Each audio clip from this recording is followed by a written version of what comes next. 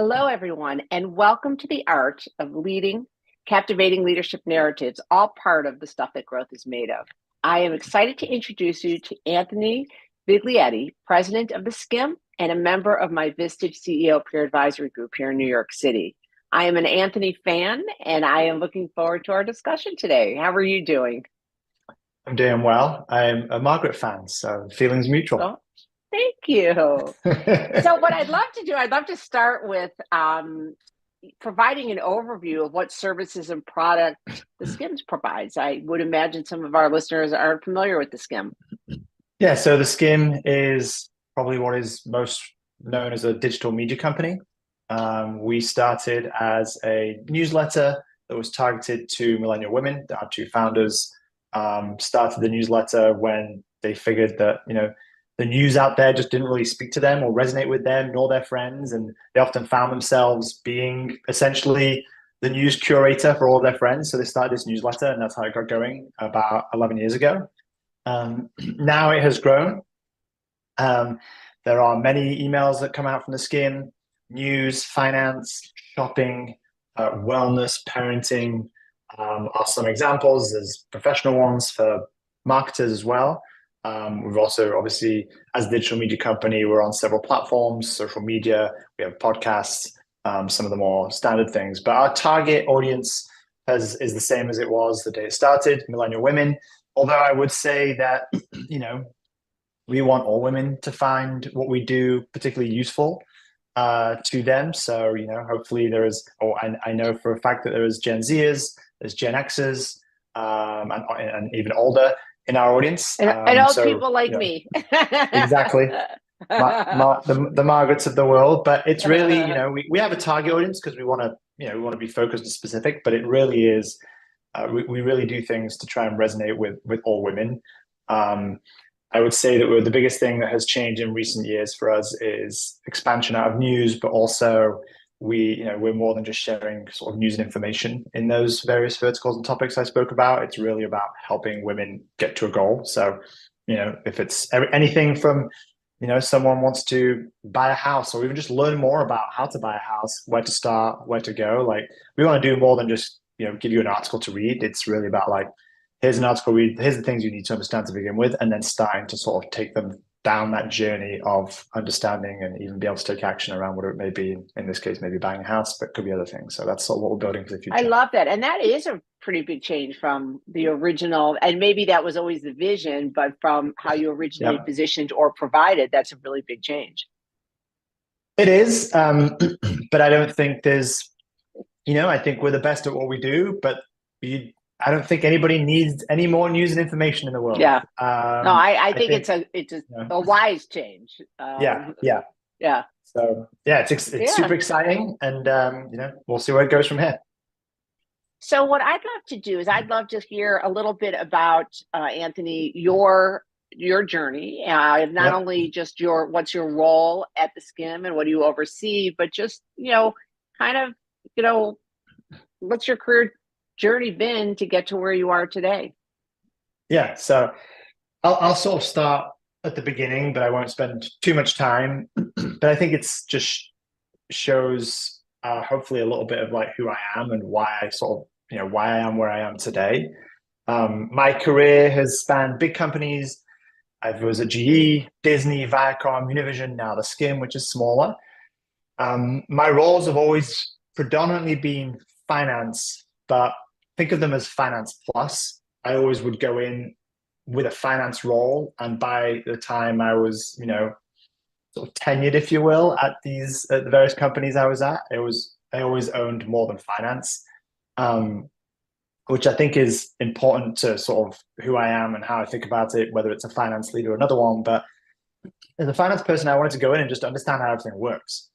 I think the best finance people are not the ones that just do forecasts and close the books and tell people what their budgets are, but the best are the ones that can do two things with everybody they work with. One is obviously do the basic finance stuff and accounting stuff and that sort of stuff, but the ones that can really help a company and the operators of the company, whether that's a company that's in turnaround mode, whether that's a company that's in growth stage, or just trying to optimize and make themselves more efficient, more profitable, whatever it may be. To do that, I think the finance folk are the best position to do that. They are the ones that have purview and can see everything across the organization. If they can help the operators do that, that's a big plus. By the way, on the flip side is, I think what's also good is the ones that can challenge. And I don't think you can do that if you don't know how everything works. Like if you're a finance person, you just sit in your finance world and look at numbers and spreadsheets and systems. I don't think you can do that very well. It's really about learning and understanding how every other part of the business works. How it applies to everything else. Exactly. Yeah. And that's everything, right? That's stuff that Yeah. is technical, like product engineering, and stuff that's creative, like content and marketing and these sorts of things. And so that's kind of been the philosophy throughout my entire journey, right back from when I was at GE and Disney. I love the numbers piece. Um, my wife jokes I'm like ones and zeros in her personal calculator, because I guess that's the core of who I am. But I like being able to apply that to your point. And so even back at Disney, I was very early in my career. I found myself at this boardroom table every Monday morning with the two co-CEOs, the functional leads, and the country managers, and this little analyst had devised a way to get insights into the business every week. It was a consumer products part of Disney, so lots of data there. And I was sort of reporting out and delivering these insights that they'd never gotten before, just because again, I had all the information on the finance side, and I was like, how do I best use this to help the business? And that's the story of my entire career after that. So Yeah. I went to Viacom. At Viacom, I went into the finance role. By the time I left Viacom, I had analytics and various revenue and sales and ad operations functions under me. I went to Univision, same thing, went in finance for the digital business. Um, Very quickly, again, had data and analytics. I had revenue operations, ad ops, ad product. At various times, I had other parts of the other functions too, as I was there for 5.5 years. So there was some changes that happened. And, when someone, at one point, I was the GM CEO of the digital business for a few months because they were switching out to a new CEO. And, I was best positioned because I knew the business so well. So at Univision, I had wanted to for a little while go do something smaller. All these big companies are great, were a great learning journey for me. But I have a lot of energy, and big companies are like big oil tankers, take a long time to move and change direction. And I felt, I really just wanted to go have a more direct impact on a company, and an impact that was probably quicker to see, what that impact was, good or bad. And I went to the scheme. One of the CRO of Univision at the time had lunch with our two co-founders, and they were looking for a COO. And the CRO of Univision said, you guys should talk to Anthony. And so that's kind of how it started. And exactly the same at the Skim. I came in as COO and CFO, which was mostly finance. There wasn't really a big operations team or function at the Skim. And now I'm the president there, and it's the same thing. It's, the founders started the company, they were in content. I got there, and again, I came with a wealth of experience of things outside of finance, and operations. And within a few months, they're like, you should run sales. Like you've run local sales teams, you've done sales operations, rev ops, all these things that are sales support functions, sales analytics. They're like, we don't know what we're doing here. Like you take it. So I took on the sales team, and then after that, I took on products and engineering, and then marketing and content. And I think it was the start of last year, maybe the start of the year before. I don't even remember anymore. But they were like, you're running most of the company. We're focused on the external stuff and investor type stuff. Like, sort of were kind enough to give me a president title. Yeah. So it's so I'm interesting. thankful, but Yeah, when I hear that, and thank you for sharing that, and it's such an impressive journey at wonderful companies. What I hear, regardless of whether, I mean, you just so happens are talking about it in terms of that finance fastball you have, if you will, but I think of a great leadership nugget here, and for anyone at any level in their career, and something I know I did is too is, first of all, you got to come in, you got to do your job really, really well, and you got to get to know it, and you got to perform. But in addition to that, one of the ways I also looked at things, similar to what you're saying, is okay, how do I take this to the next level, regardless of if it's in your box of what your job description is. And, as now that I am in this role, how could I improve things that maybe impact other areas? And that does a few things. First of all, what a great learning opportunity for anyone that's in those roles, right? Because you continue to Yeah. make yourself more resumeable, I always say, internally as well as externally. And it's fun. That learning journey is, I know, what I get excited about. Yeah. But also it allows, your bosses or people around you to see here's someone who takes initiative and someone who's really thinking about the business. Yeah. So again, it sounds like that's what you've done. And it's for our listeners, I think it's a really important nugget, and something that I subscribe to as well. I think it's really important. 100%. I think the other thing was, I didn't go in meaning to do these things. I Right, went in with my role. I just wanted to know how everything right. else worked so I could be the best in my role. And it just so happens that, over time, things made sense for, the CEOs and the founders. And that's why I did it. I never went in Yeah. there saying like, I'm going to take Oh, no, I control of all these agree with that. things. So But it's also interesting. And I always say it takes a good year to even understand your role and be able to start to excel at it. I mean, yep. so you've got to get that underneath your belt because that is your main job. That's what you're being compensated for. That's what you're being reviewed on. But what makes it more interesting after you've been in that role some time is to say, boy, what are some, in addition to my goals, what are other things I'm seeing and how could it positively impact? So it sounds Yep. like that's what you did, and hats off to you. That did you well. So as you look back in time, what Yep. advice would you give your younger self? So I sort of broke this into two categories. One was more personal and one was more professional. Um, Personally, I think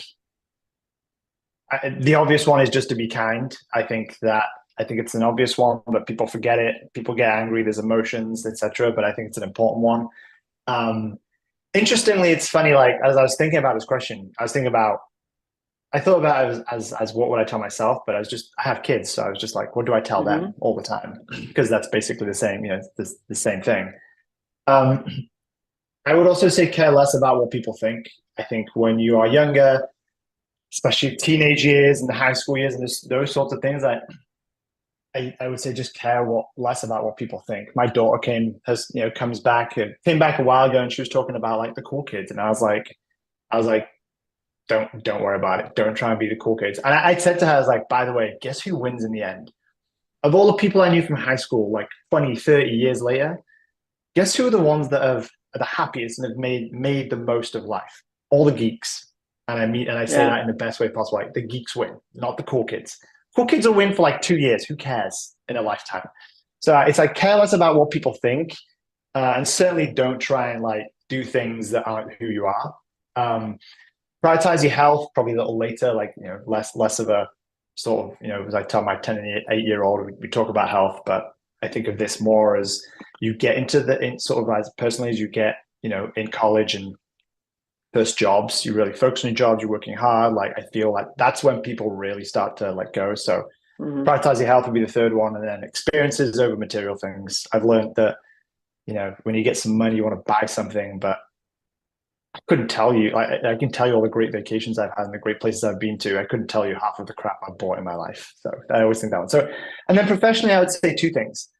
Um, and they're sort of just trying like work hard, but again, there's two things that are more important than working hard. One is your health. I talked about that just a second ago, and then I'd say family. And when I say family, by the way, that can be close friends. It doesn't have to be like your bloodline necessarily, but it can be. But and even now there's so much research around like longevity and happiness and all these things, and one of the things that is always there is those that live the longest, have the happiest lives, have some close circle to them, whether that be friends or family or both.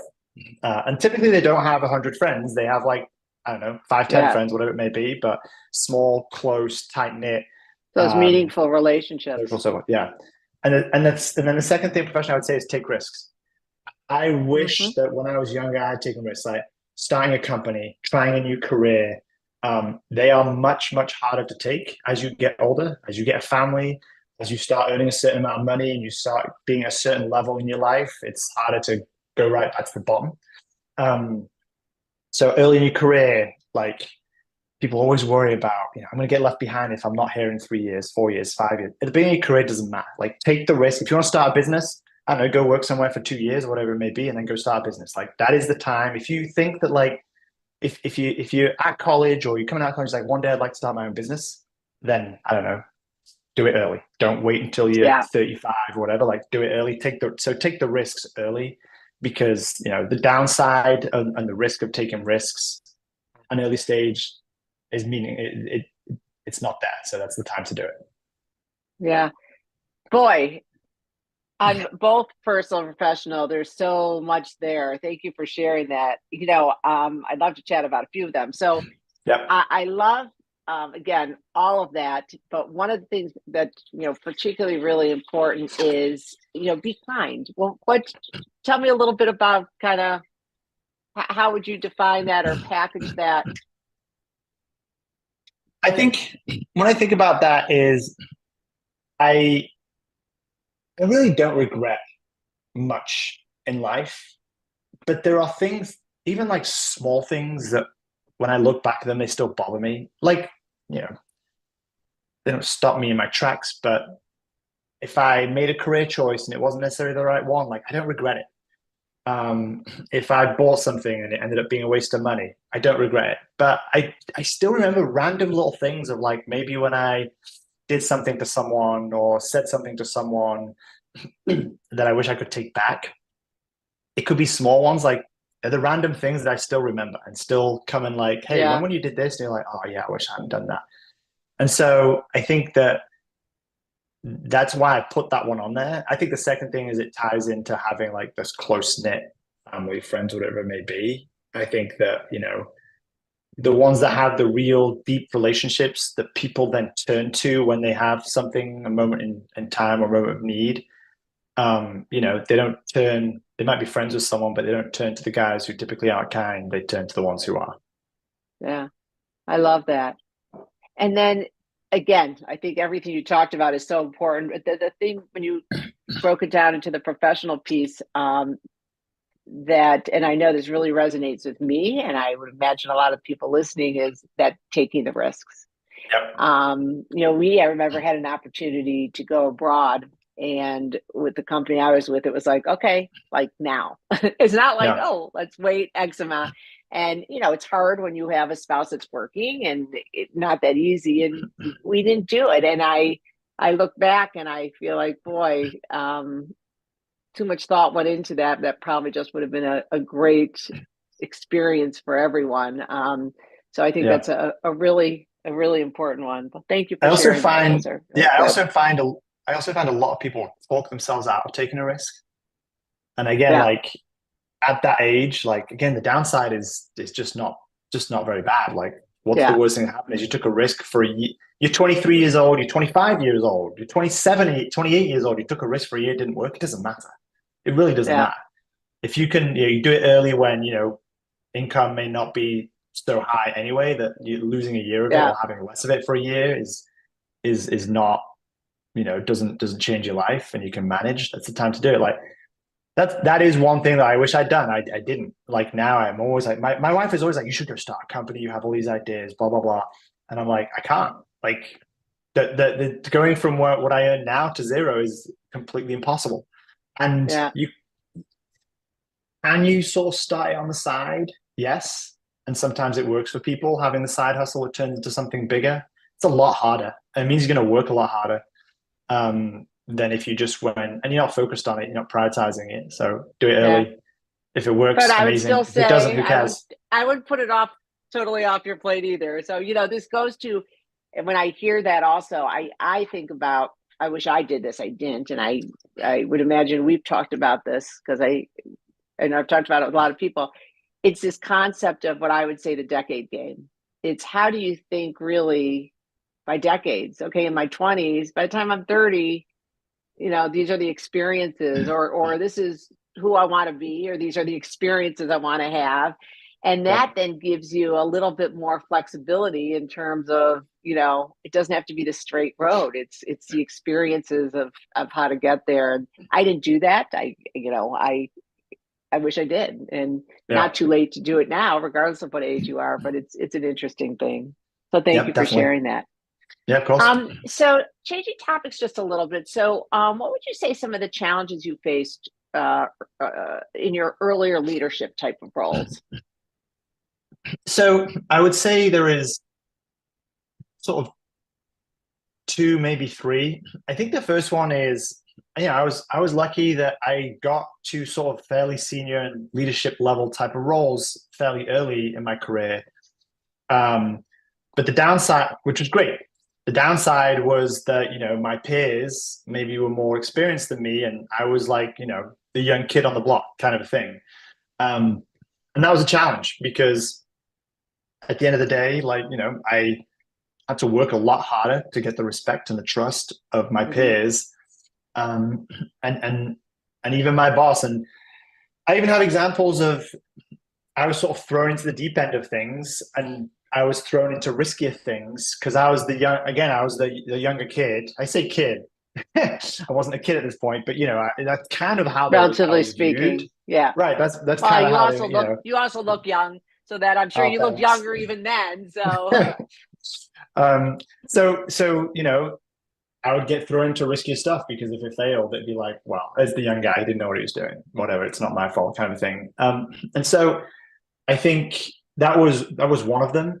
Some other challenges I've had, which was not necessarily the same for everybody, but I was um, one of my sort of experiences, work experiences, professional experiences when I was a leader was in a pretty political environment. Lots and lots of corporate politics. Like there's always company politics. That's just human nature. Um, this one was particularly bad, and I was thrust right in the middle of it. Um, at a time when I hadn't really experienced too much of it.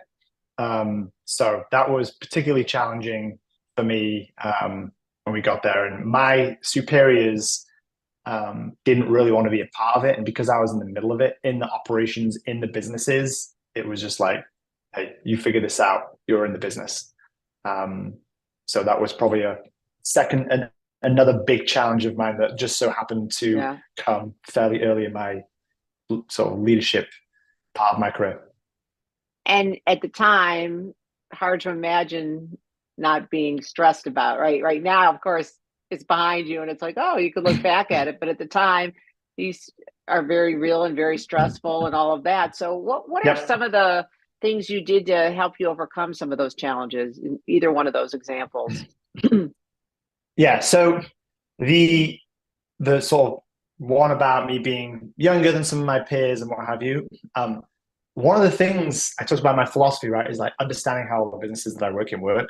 I knew my business better than any of my peers knew their own business. And certainly I knew my business better than they knew my business. So they still needed me. And my boss still needed me, both of them, because I knew this better than anyone.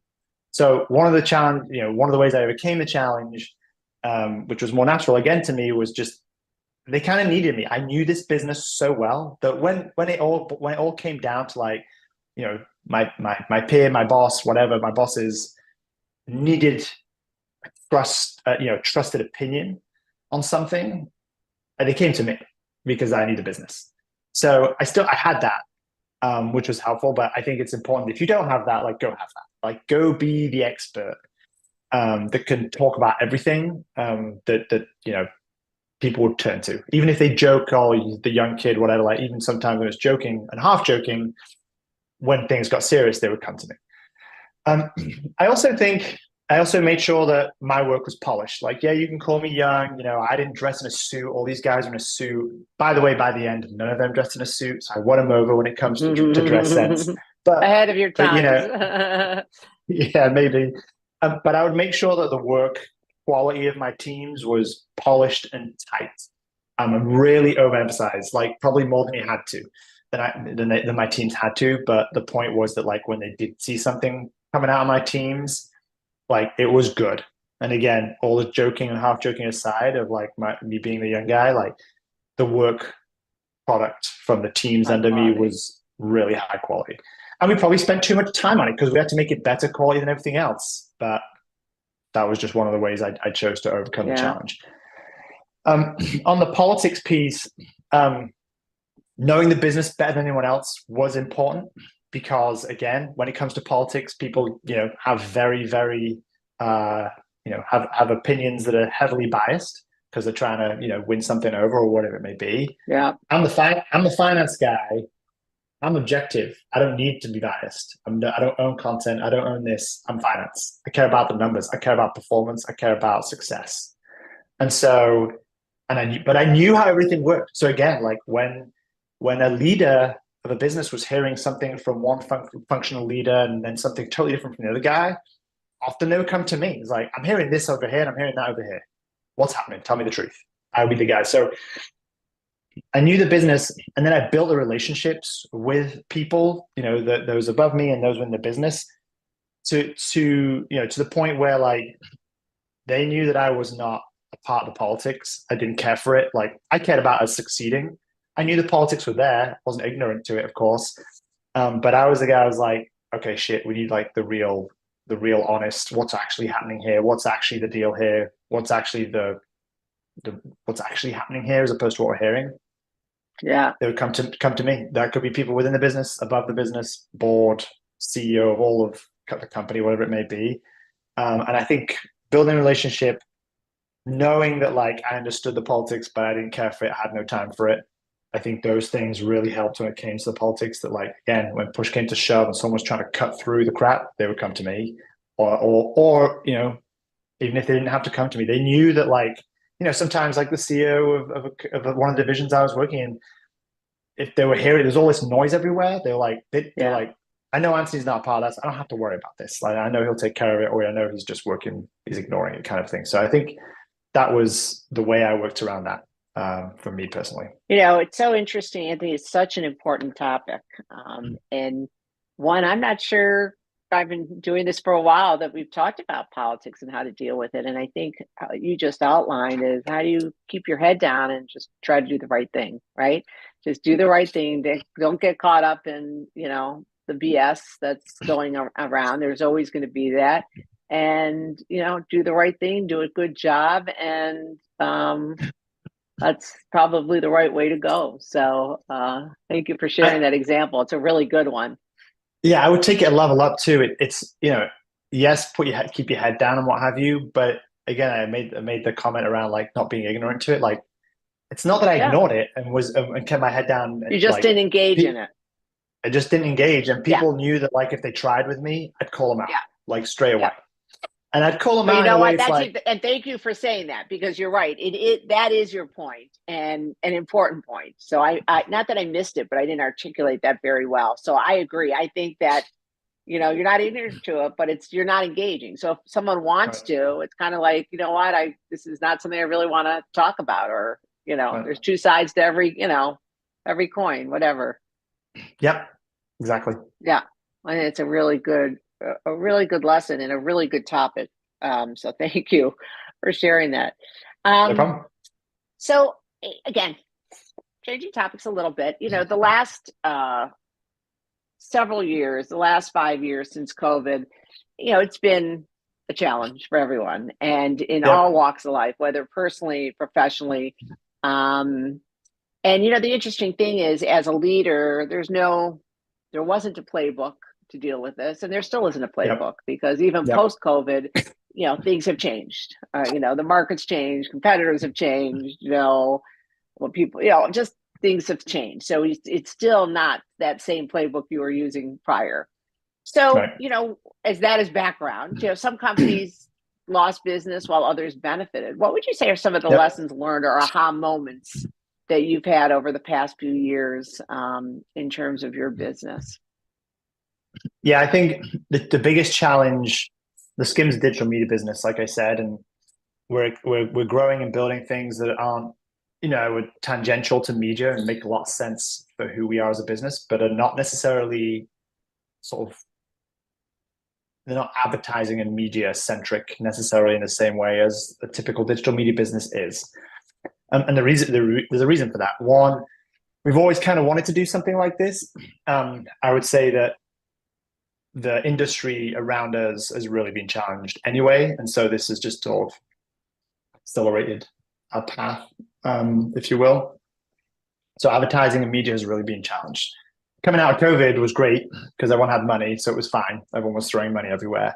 As things sort of got reined in and tightened in 2022, there's been the media industry has really, really been challenged. Specifically, when I say media, is publishers. So, the Skin is one, but everyone from the New York Times, well, actually less than the New York Times, credit to them, but everyone from like CNNs of the world and the CNBCs, the Foxes, like the publishers, digital publishers, Refinery, Vice, all of these kind of companies have really been challenged because the advertising is such a big part of their business from a revenue standpoint. And also the political landscape, which unfortunately includes the pandemic because we made it a big political thing. Yeah. And so everything is politicized at this point. So I would say that that has really harmed publishers because the trust in a lot of publishers has been lost. Thankfully for us, that's one thing that hasn't happened. Like we were impacted by advertising, like everybody was in our space, but like, we didn't lose the trust of our audience just because of the way we do things. We are nonpartisan, and we're really, our audience has a tight affinity to us. So we've kept that trust and that closeness with our audience. But the challenge has been within advertising and the space, just that there's the platforms and Amazon's, Meta's, Instagrams. These when brands sort of reduce their spend. At the same time, what they try and do is they try and make it easier to spend the money. So they spend money in less places, and they spend money in places where it's easier to spend money. And platforms like Meta make it very easy for them to go spend the money. And so they're the ones, they have been okay, whereas the publishers have had a more challenging time than they have. So that's been that, plus so the revenue piece, the trust in brands has really been challenging in this space. Our trust is there, so thankfully that's a good thing for us. So I think they have been the biggest challenges that were specific to media. Others specific to the US or specific everywhere globally too. You've got wars and all these things. It just doesn't help again because anything that is sort of news now, someone turns it into politics, whether it's politics or not. Yeah.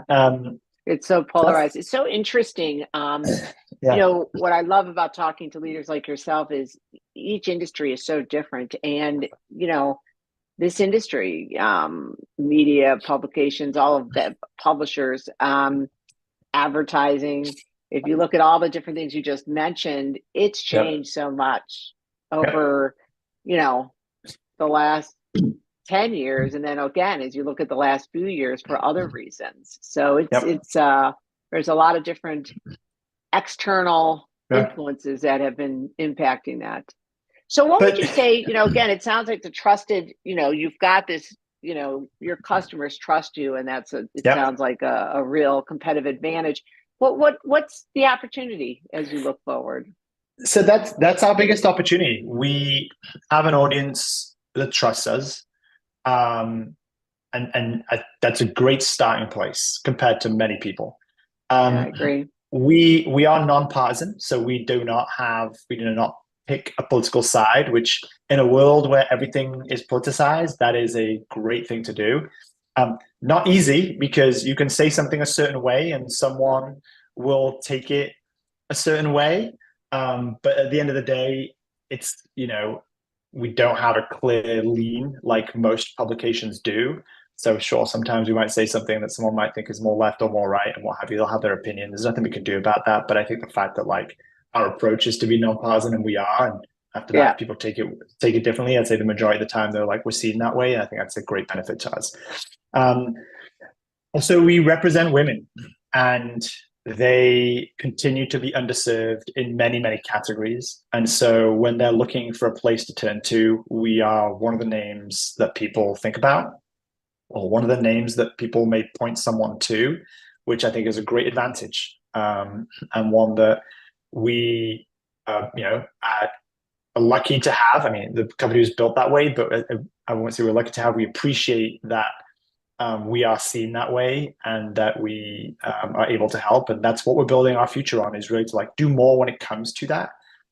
So that's going to be that's a big opportunity for us as well. And I think the Yeah. last piece would be like, although our news product in the market, which is the Daily Skim, is our biggest product, we have diversified tremendously away from just being news, which again is what it is in today's world. And so I think that's a big opportunity for us in the other categories that we play in. We have a huge people, when you ask people what they love about the Skim or what they know about the Skim, news is typically number one. It's our biggest product. It's what we started with. Health and wellness is number two. And so we're doing a lot there as well. And then finance and others are there too. So I think we have a ton of opportunity to go deeper with our audience, which I talked about earlier, but also, speak to them in areas outside of news, which we're already doing today, but continue to do more and more of that.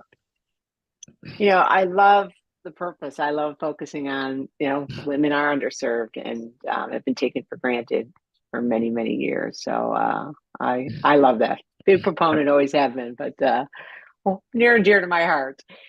So as a leader, how do you measure success? What's important to you?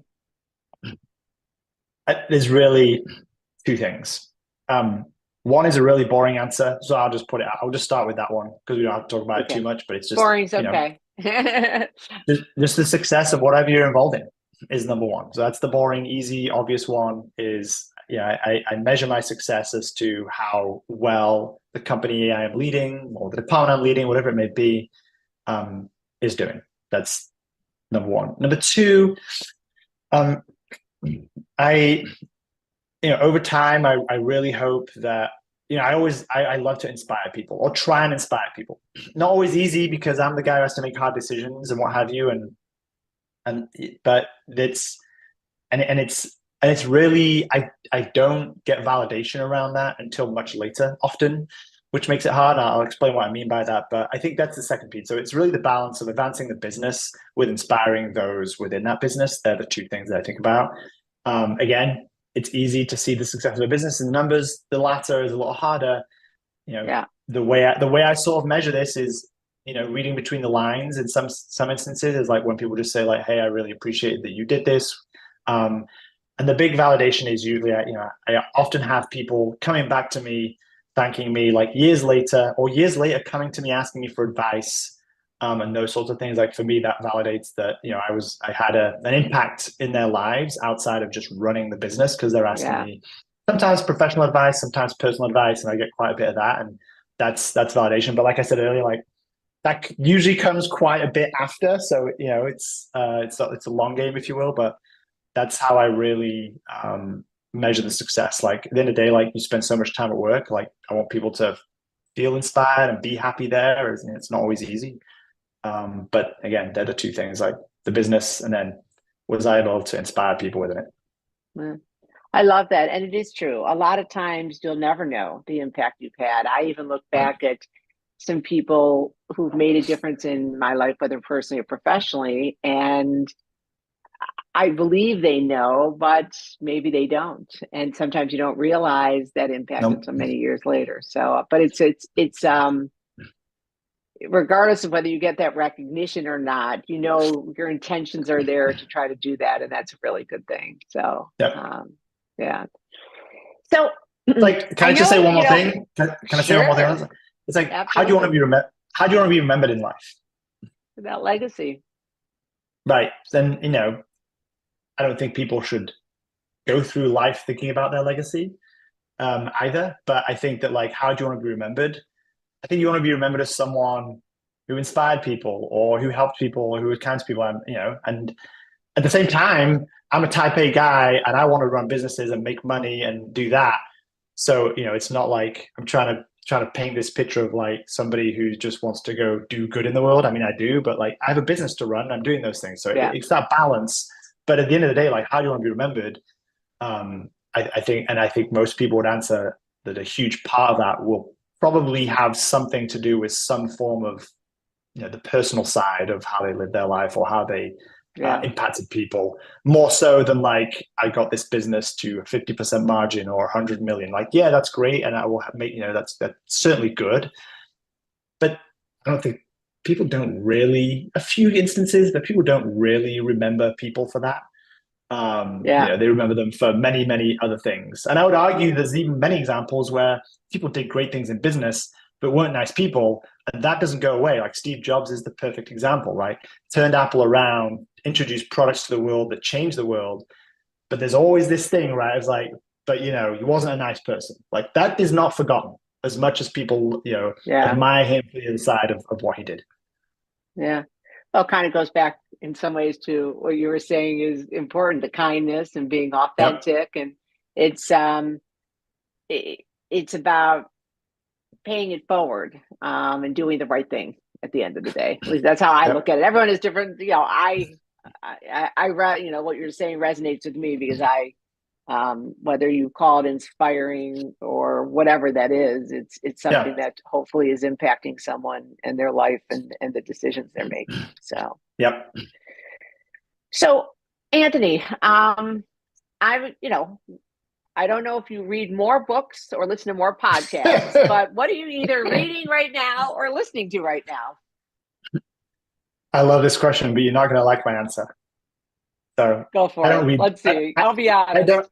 I don't really read books. Mm-hmm. I do read a lot. Like I read things that are online a lot, like the news, things in my industry, things that I'm interested in. I just don't read books. I actually love the idea of reading books though, because I'm a big, I like being immersed in something and like having my mind create the world that this book is, telling you. So I love the idea of books, but I never read them. Do you listen to podcasts? So I think this is people who know me always joke about how I have no attention span. They always, people who work for me are like, you basically got about 7 seconds to get your point to Anthony, or you're going to start losing him. And same thing with like my wife. She's like, jokes that I have, some form of attention disorder because again, like I'm so hyperactive and those things. So I think that's why. So the reason I tell you that is so I don't really listen to podcasts because the ones that are probably a lot deeper, and I've tried listening to books too, audiobooks, but it's so many hours of listening to something. I can't. My favorite podcasts are like 20 minutes long. I listen to those guys. That's okay. What do you listen to? Yeah. It's usually sports and health. It's one of two. So Manchester United is my favorite team. In soccer, the Niners are my favorite US football team. So I listen to podcasts of those two. I listen to cycling stuff because I like to cycle, and I listen to like health and longevity stuff just because I have a particularly personal interest in that sort of stuff. So I listen to it. But even a lot of the health podcasts are like 1 to 2 hours long. And so I often will go to too much. Right. I'll go to YouTube where they sort of put I forget what you call them right now. I'm blanking, but they'll tell you like you can go on YouTube and sort of see the chapters. It's not the chapters, but I mean, you can pick. So I'll go there and be like, what are they talking about? Yeah. What are they talking about in 2 minutes? What are they talking about 4 minutes? And I'll just pick the parts that I want to listen to, and that's typically how I end up doing it. So my favorite book though is randomly Ender's Game, which is a sci-fi. It made it into a movie. It's a sci-fi book. One of the very few books that I actually read from start to finish. So when I saw the list of questions and what's your favorite book, I was like Ender's Game because it's a book that I really liked and one of the few that I finished. So I like video games, which is I don't get to play as much anymore as I used to, but my kids are starting to like video games, so we don't give them too much time. One day we'll play together. Like that new Apple AI Pro or Vision Pro. Yeah. Maybe one day when it's got good games on there and I can play with kids and whatever. That would be interesting to me. Yeah. So you probably also hate, as we in our group, if there's a book that someone really thinks is a good one. So now I know you're probably not reading it. I'm teasing you. I am going to read the one that we've got on our list that we talked about the other week. I was like, about the lazy CEOs CEO. Lazy. I wonder what everyone listening to this now thinks of me after I said that, but I have a few reasons for that we don't have to go into now. But I am interested in that one because I can already kind of see why that book title makes sense. Great CEOs are lazy because they don't get involved where they're not needed and they don't slow people down. So I might read that one. Okay. I'm still going to call on you, so just teasing. So, well, first of all, there's been such great nuggets of things that we've talked about today. And, Yeah. what I'd love to do just in closing is, are there any, what I would say, critical success factors or secret sauce for being an effective leader today from your perspective?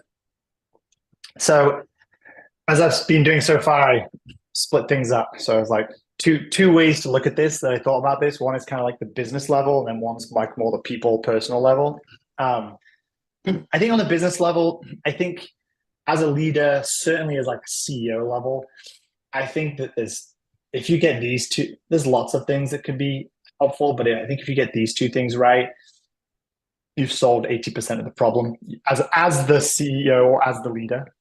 Um, I think one is to be able to create a clear vision for where your business is going. Maybe more importantly, but certainly not independent of that, like you have to create a clear vision. I think the next piece is being able to communicate that vision really clearly too. So the clear vision, and being able to communicate it to the organization such that like people believe in it, people buy into it, people can see how their work fits into it.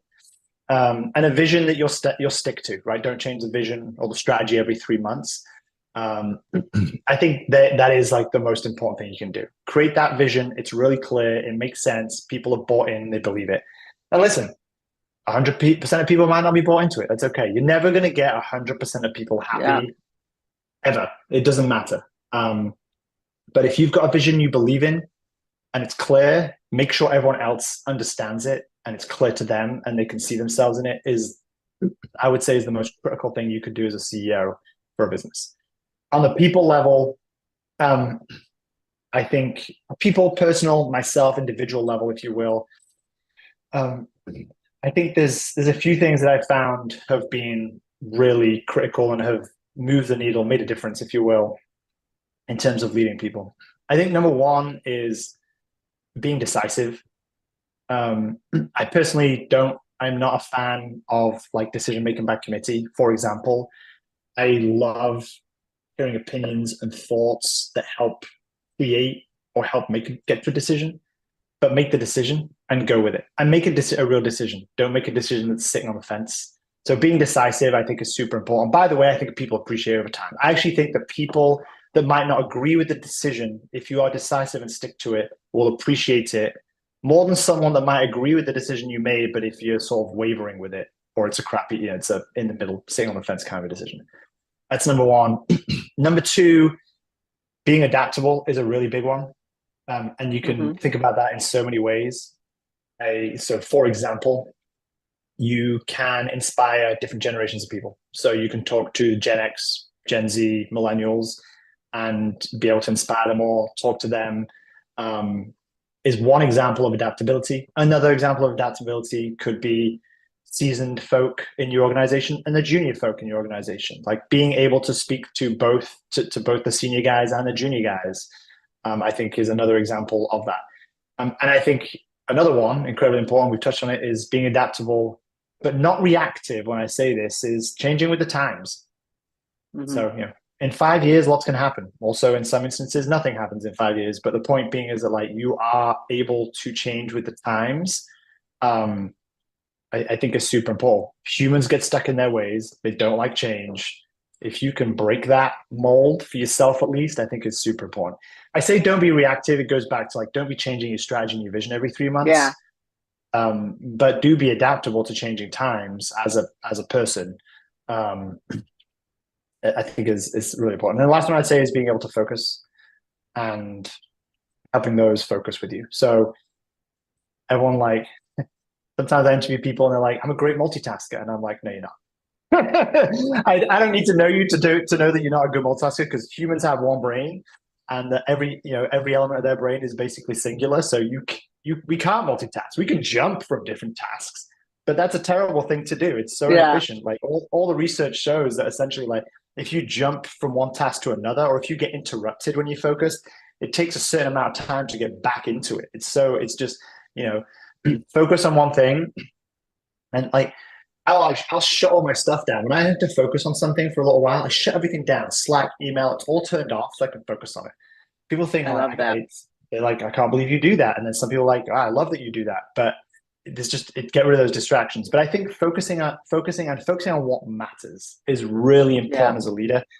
I see lots of leaders focusing on stuff that is not at their level. And what I mean by that is stuff that it doesn't, if it goes one way or another, it doesn't do anything for the business. So as the CEO, why are you focused on it? It doesn't matter. Trust the people, empower people is important. And empowering people, means that you're still making the decisions. You're still a decisive person. You're still creating the vision. But what it means is that like, if something doesn't matter or doesn't matter relative to you as the CEO of a business, like don't focus on it. Don't get involved in it. Focus on the things that matter. And that's probably very few things as a CEO. Yeah, I was going to say it should be the critical few because you're not going to do Right. anything more than that very well. Which is why I want to read that book we just talked about, just to see like Yeah. what else is in there, because that's why when I saw that book, I was like, oh, this is interesting. Because for me, it's like CEOs should be doing very few things and putting all their energy in there, and they should be big and probably take quite a lot of time. But that book being about like great CEOs are lazy. I think of it. I haven't read the book yet, but my assumption is that like the reason why this book says this is because CEOs should only be focusing on what matters, And and not tied to that the many things vision. matter when And it comes tied to to the moving a vision. business. Right, Yeah. right. Right. Lots of things are happening in the business, but the CEO doesn't need to be involved in 99% of them. Yeah. Wow. So this has been lots of great nuggets I took away from it, and I'm sure our audience did too. So Great. thank you, Anthony, Hopefully, for yeah. sharing your thoughtful insights around the art of leading, which you do very well. So thank you for listening. This is the stuff that growth is made of.